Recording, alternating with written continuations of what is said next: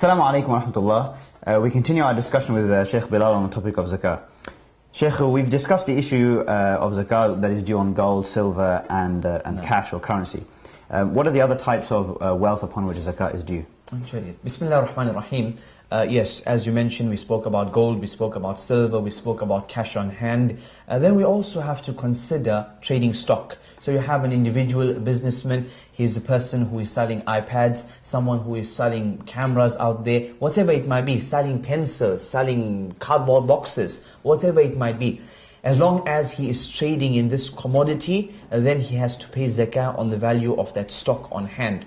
So trading stock is something that we have to pay zakah on, and also debts which are owed to us. We find that many a times today, subhanAllah, businesses, a large amount of their assets is in the category of debts which are owed to them.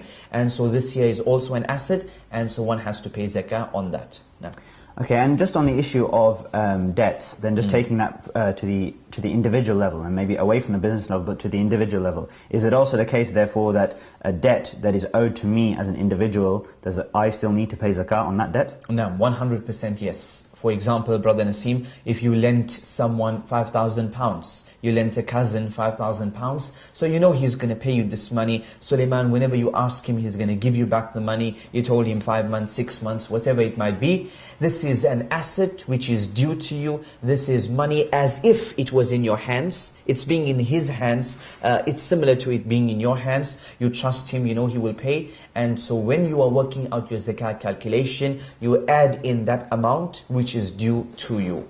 Okay, and even if, for example, let's say, for example, I've lent someone £5,000, but I haven't asked them, or I'm not going to ask them to repay it for, 4 years, for example. Okay. And there's no, let's say there's no intermediate repayments, it's just I've lent them 5,000, I'm saying, okay, pay me back in 4 years' time. Now, if, for example, you have this money which was given to Suleiman, and he was given 5 years to pay you back this money, you have either one of two options. Either every single year, you add it in your zakat calculation, and you pay the zakah on it, or you wait 5 years, and when Suleiman gives you the 5,000, then you pay for the 5 years which have already passed. So you have one of two options. You either pay it now, every single year, when you get it, well, alhamdulillah, all is well, or you wait until you get the cash in your hand, and you have to pay zakah for the 5 years on that wealth. Right, okay.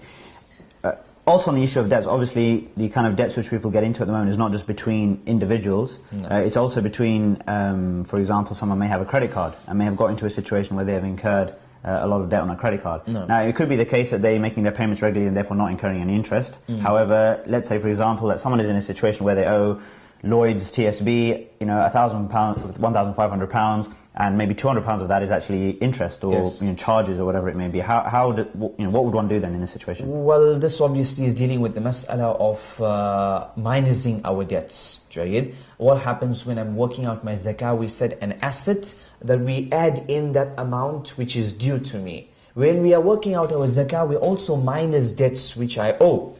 And so the individual who owes Lloyds or whoever it might be, he minuses that amount which is due from him.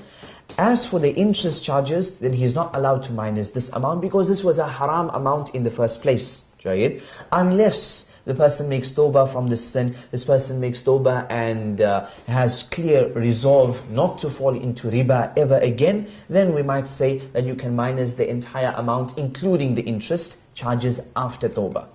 Right, okay, fine. So just to clarify, therefore, if I owe £1,500 to the credit card company, and let's say £200 of that is interest and charges, etc., then really, ideally, I should only be subtracting 1,300. Only subtracting 1,300, yes. Right, okay, fine. Understood. As for the extra 200 interest charge, haram charge, you're not supposed to involve yourself in any interest at all.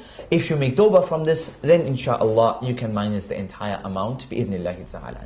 Okay, Jazakumullah khair, Shaykh. Hayya.